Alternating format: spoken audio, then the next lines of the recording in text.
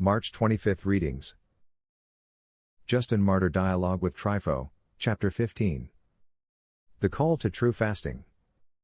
Learn, therefore, to keep the true fast of God, as Isaiah says, that you may please God. Isaiah has cried thus, shout vehemently, and do not spare, lift up thy voice as with a trumpet, and show my people their transgressions, and the house of Jacob their sins. They seek me from day to day, and desire to know my ways, as a nation that did righteousness, and forsook not the judgment of God. They ask of me now righteous judgment, and desire to draw near to God, saying, Wherefore have we fasted, and thou seest not? And afflicted our souls, and thou hast not known? False fasts condemned.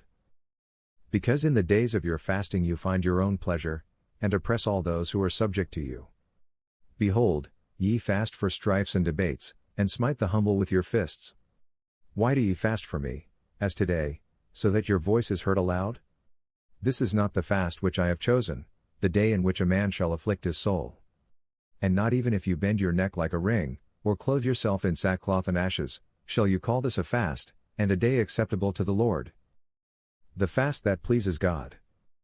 This is not the fast which I have chosen, saith the Lord, but loose every unrighteous bond, dissolve the terms of wrongous covenants, let the oppressed go free, and avoid every iniquitous contract. Deal thy bread to the hungry, and lead the homeless poor unto thy dwelling. If thou seest the naked, clothe him, and do not hide thyself from thine own flesh. The blessings of righteous living. Then shall thy light break forth as the morning, and thy garments shall rise up quickly, and thy righteousness shall go before thee, and the glory of God shall envelope thee. Then shalt thou cry, and the Lord shall hear thee, while thou art speaking, he will say, Behold, I am here. Final appeal to inner renewal. And if thou take away from thee the yoke, and the stretching out of the hand, and the word of murmuring, and shalt give heartily thy bread to the hungry, and shalt satisfy the afflicted soul, then shall thy light arise in the darkness, and thy darkness shall be as the noonday, and thy God shall be with thee continually, and thou shalt be satisfied according as thy soul desireth, and thy bones shall become fat, and shall be as a watered garden, and as a fountain of water, or as a land where water fails not. Circumcise, therefore, the foreskin of your heart, as the words of God in all these passages demand. Augustine of Hippo. The Confessions, Chapter 14. God intervenes for Alypius. But Alypius was still to learn an important lesson. Immediately, O Lord, you came to defend his innocence, of which you alone were the witness. As Alypius was being led away either to prison or punishment, the guards encountered an architect responsible for public buildings. They eagerly approached this man, hoping to finally clear themselves, since he had often suspected them of being involved in marketplace thefts. However, the architect had frequently seen Alypius visiting a certain senator's house and recognized him immediately. The architect discovers the truth. Taking Alypius aside, the architect asked him how he came into such trouble and listened carefully to his explanation. Then, addressing the angry crowd that was loudly threatening Alypius, the architect instructed them to follow him. He led them directly to the home of the young man who had actually committed the crime. Standing outside the door was a servant boy, so young he did not hesitate, out of fear of harming his master, to reveal the truth when questioned.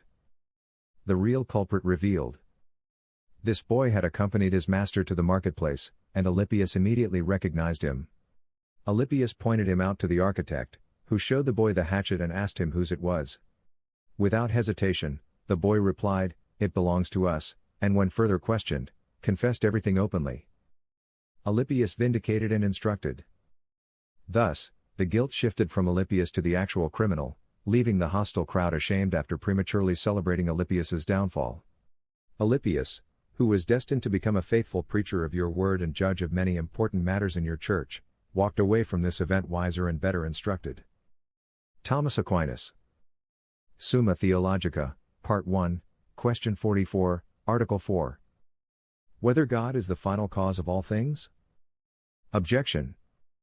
It seems that God is not the final cause of all things, because some things clearly pursue their own ends, distinct and independent from God, suggesting they do not ultimately seek him as their end.